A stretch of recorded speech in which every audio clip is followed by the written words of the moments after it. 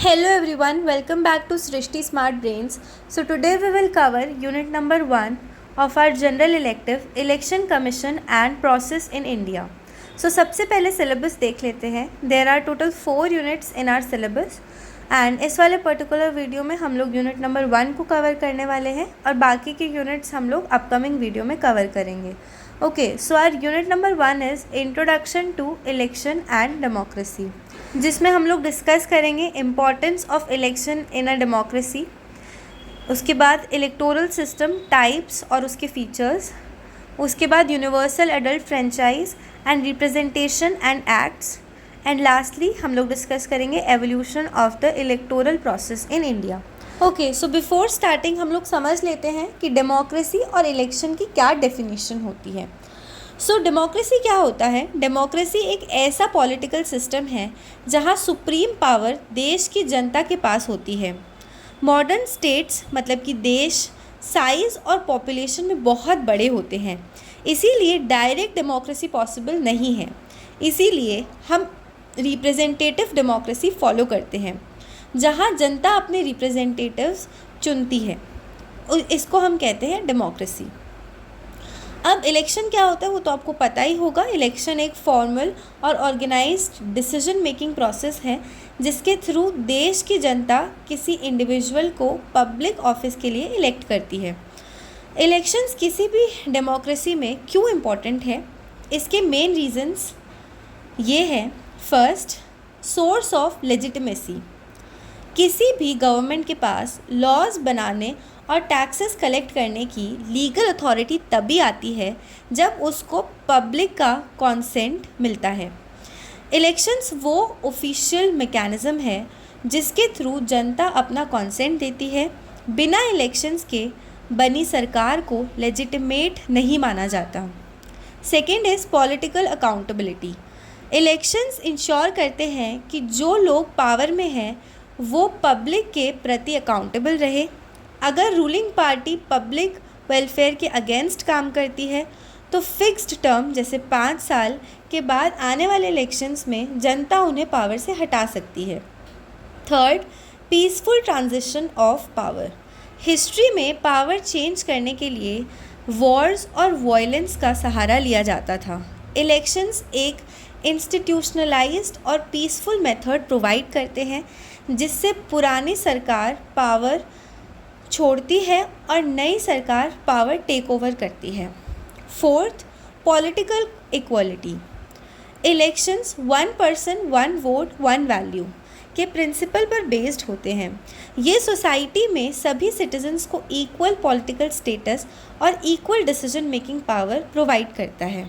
अब हम लोग चलते हैं हमारे सेकेंड टॉपिक की तरफ, which is electoral systems types and features. Election system या इलेक्टोरल सिस्टम का मतलब है वो रूल्स और मेथड्स जिसके थ्रू वोट्स को सीट्स में कन्वर्ट किया जाता है. दुनिया में अलग अलग कंट्रीज़ अलग सिस्टम्स यूज़ करती है. पॉलिटिकल साइंस में 2 सबसे मेजर इलेक्टोरल सिस्टम्स हैं. First is first past the post system and second system is proportional representation system. So सबसे पहले फर्स्ट सिस्टम को डिस्कस करते हैं which is first past the post system, FPTP. ये system India मतलब लोकसभा और Vidhan Sabha, UK और USA में यूज़ होता है. इस सिस्टम में पूरे देश को छोटी छोटी कॉन्स्टिट्यूएंसीज़ में डिवाइड किया जाता है. हर कॉन्स्टिट्यूएंसी से मल्टीपल कैंडिडेट्स इलेक्शन लड़ते हैं. जिस कैंडिडेट को सबसे ज़्यादा वोट्स मिलते हैं वो जीत जाता है. इसका क्या फ़ीचर है? इसमें कैंडिडेट को जीतने के लिए मेजॉरिटी 50% + 1 वोट लाने की ज़रूरत नहीं होती. उसको सिर्फ बाकी कैंडिडेट से आगे निकलना होता है, मतलब कि प्लुरैलिटी लानी होती है. इसका एडवांटेज क्या है? ये सिस्टम समझने में बहुत ही सिंपल है. इसमें वोटर डायरेक्ट एक कैंडिडेट को वोट देता है और ये मोस्टली एक स्टेबल गवर्नमेंट बनाता है. डिसएडवांटेज क्या है? इस सिस्टम की सबसे बड़ी कमी ये है कि अगर किसी कैंडिडेट को 35% वोट मिले और बाकी वोट्स दूसरे कैंडिडेट्स में डिवाइड हो गए तो वो 35% वोट के साथ भी जीत जाएगा। मतलब 65% वोटर्स के अगेंस्ट होने पर भी वो उनका रिप्रेजेंटेटिव बन जाता है। Second is proportional representative system. ये सिस्टम यूरोप के देशों में यूज़ होता है और इंडिया में राज्यसभा और प्रेसिडेंट के इलेक्शंस में इसका एक वेरिएंट यूज़ होता है। इस सिस्टम में पॉलिटिकल पार्टीज़ को पार्लियामेंट में स्ट्रिक्टली उतने ही परसेंटेज सीट्स मिलती है जितना परसेंटेज उन्हें पब्लिक वोट्स में मिलती हैं। अगर एक पार्टी को टोटल 30% वोट्स मिले तो उसको सीट्स का 30% हिस्सा मिलेगा। इसका क्या फ़ीचर है? इस सिस्टम में वोटर्स मोस्टली किसी इंडिविजुअल कैंडिडेट को वोट ना देकर एक पॉलिटिकल पार्टी को वोट देते हैं। एडवांटेज, इसका सबसे बड़ा फ़ायदा ये है कि इसमें कोई वोट वेस्ट नहीं होता। समाज के हर छोटे ग्रुप मतलब माइनॉरिटीज़ को उनके वोटिंग शेयर के हिसाब से रिप्रेजेंटेशन मिल जाता है। ये बिल्कुल फेयर और रिप्रेजेंटेटिव सिस्टम है। डिसएडवांटेज, ये सिस्टम बहुत कॉम्प्लेक्स होता है, साथ ही इसमें किसी एक पार्टी को क्लियर मेजॉरिटी मिलना मुश्किल होता है, जिसकी वजह से मल्टीपल पार्टीज़ को मिलकर कोएलिशन सरकार बनानी पड़ती है जो कभी कभी अनस्टेबल होती है। Now let's see our third topic which is universal adult franchise and representation and acts. इस सेक्शन में हम समझेंगे कि वोटिंग का अधिकार किसे मिलता है और इलेक्शंस कंडक्ट करवाने के लीगल बेस क्या है। यूनिवर्सल अडल्ट फ्रेंचाइज, इसका मतलब है कि देश के हर एडल्ट सिटीज़न को वोट देने का अधिकार प्राप्त है बिना किसी डिस्क्रिमिनेशन के, चाहे उनका religion, race, caste, sex, education या वेल्थ कुछ भी हो। इसका सिग्निफिकेंस क्या है? इंडियन कॉन्स्टिट्यूशन के आर्टिकल 326 के अंडर ये राइट दिया गया है। जब इंडिया आज़ाद हुआ था तभी से सभी को ये राइट दे दिया गया, जो एक बहुत बड़ा डेमोक्रेटिक स्टेप था। शुरू में वोटिंग एज 21 ईयर्स थी, जिसे बाद में 1989 61st कॉन्स्टिट्यूशनल अमेंडमेंट में घटाकर 18 ईयर्स कर दिया गया ताकि यूथ का पार्टिसिपेशन बढ़े। Representation of the people act, सिर्फ कॉन्स्टिट्यूशन में वोटिंग राइट देना काफ़ी नहीं है। इलेक्शन का पूरा प्रैक्टिकल प्रोसेस लीगली डिफाइन होना चाहिए। इसके लिए इंडियन पार्लियामेंट ने 2 मेजर एक्ट्स पास किए हैं। First, RPA 1950। ये एक्ट मेनली इलेक्शंस की प्रिपरेशन से रिलेटेड है। इसमें बताया गया है कि पार्लियामेंट और स्टेट असेंबलीज़ की सीट्स का अलोकेशन कैसे होगा, कॉन्स्टिट्यूएंसीज़ का डिलिमिटेशन कैसे होगा और सबसे important voter list, electoral rolls कैसे प्रिपेयर की जाएंगे। Second is RPA 1951। ये एक्ट एक्चुअल इलेक्शंस के कंडक्ट को गवर्न करता है। इसमें कैंडिडेट्स की क्वालिफ़िकेशंस और डिसक्वालिफ़िकेशंस, पॉलिटिकल पार्टीज़ के रजिस्ट्रेशन और इलेक्शंस में होने वाली करप्ट प्रैक्टिसेस जैसे पैसे बांटना या फेक वोटिंग के खिलाफ रूल्स और पनिशमेंट्स डिफ़ाइन किए गए हैं। इन्हीं दोनों एक्ट्स के बेसिस पर इलेक्शन कमीशन ऑफ इंडिया पूरे देश में इलेक्शंस एफिशिएंटली कंडक्ट करता है। Now our last topic which is evolution of the electoral process in India.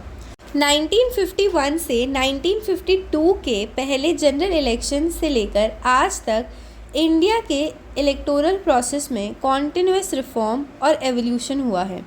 इस एवोल्यूशन को हम कुछ मेजर फेजेस में कैटेगराइज कर सकते हैं। First is the balloting system. Initial phase, जब 1951 में पहले इलेक्शंस हुए तब इंडिया की मेजॉरिटी पॉपुलेशन इलिटरेट थी, इसीलिए इलेक्शन कमीशन ने फिज़िकल बैलेटिंग सिस्टम यूज़ किया। हर कैंडिडेट के लिए एक सेपरेट बैलेट बॉक्स रखा जाता था जिस पर उसका सिंबल, चुनाव चिन्ह छपा होता था।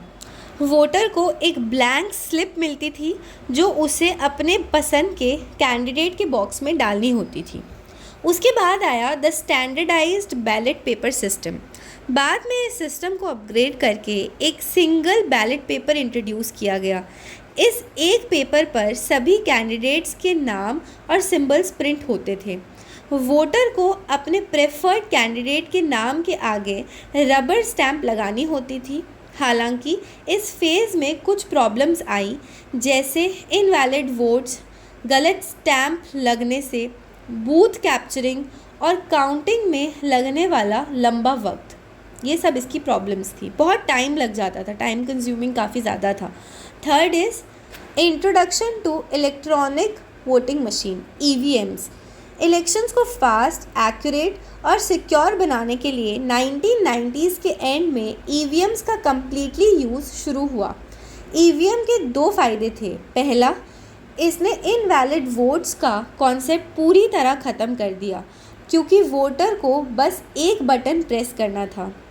दूसरा, काउंटिंग प्रोसेस जो पहले दिन और रात तक चलता था, वो कुछ ही घंटों में ख़त्म होने लगा। उसके बाद आया recent electoral reform VVPAT and NOTA. System को और ज़्यादा ट्रांसपेरेंट बनाने के लिए 2 मेजर एवोल्यूशनरी स्टेप्स और लिए गए। First is voter verifiable paper audit trial. ये एक वेरिफिकेशन मशीन है जो EVM के साथ अटैच होती है। जब वोटर बटन प्रेस करता है तो एक पेपर स्लिप 7 सेकेंड्स के लिए स्क्रीन पर दिखती है, जिसमें कैंडिडेट का नाम और सिंबल होता है। इसे वोटर वेरीफाई कर सकता है कि उसका वोट एक्यूरेटली रिकॉर्ड हुआ है या नहीं। Second is NOTA, none of the above. 2013 में सुप्रीम कोर्ट के ऑर्डर पर नोटा इंट्रोड्यूस किया गया।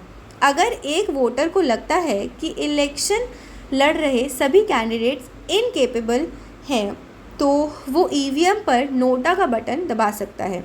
ये वोटर को एक नेगेटिव वोटिंग या रिजेक्शन का लीगल राइट देता है। अब हम इसका एक समरी देख लेते हैं, ब्रीफ समरी, ताकि पूरे के पूरे यूनिट को जो है एक बारी हम लोग रिकैप कर सकें। सबसे पहले हमने देखा इम्पोर्टेंस ऑफ इलेक्शंस। इलेक्शंस किसी भी डेमोक्रेसी का फाउंडेशनल पिलर है। ये गवर्नमेंट को लेजिटिमेसी प्रोवाइड करते हैं, पॉलिटिशियंस की अकाउंटेबिलिटी तय करते हैं और peaceful transition of power ensure करते हैं। दूसरा, इलेक्टोरल सिस्टम्स। हमने FPTP और PR सिस्टम के कोर डिफरेंसेस को समझा। इंडिया FPTP फॉलो करता है क्योंकि ये लार्ज पॉपुलेशन के लिए प्रैक्टिकल और क्लियर मैंडेट देने वाला सिस्टम है, जिसमें स्टेबल गवर्नमेंट होती है। थर्ड, हमने देखा franchise and legal framework.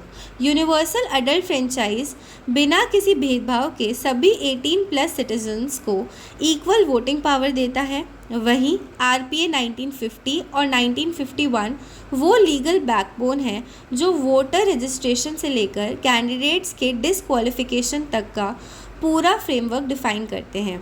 Lastly हमने देखा इलेक्टोरल एवोल्यूशन। इंडिया का voting mechanism physically separate boxes से शिफ्ट होकर आज EVM और VVPAT जैसी ट्रांसपेरेंट और फास्ट टेक्नोलॉजी तक इवॉल्व हो चुका है, जो नोटा के थ्रू वोटर्स को एब्सोल्यूट फ्रीडम ऑफ एक्सप्रेशन भी देता है। This was our unit number 1। I hope आपको सारी की सारी चीज़ें अच्छे से क्लियर हो गई होंगी।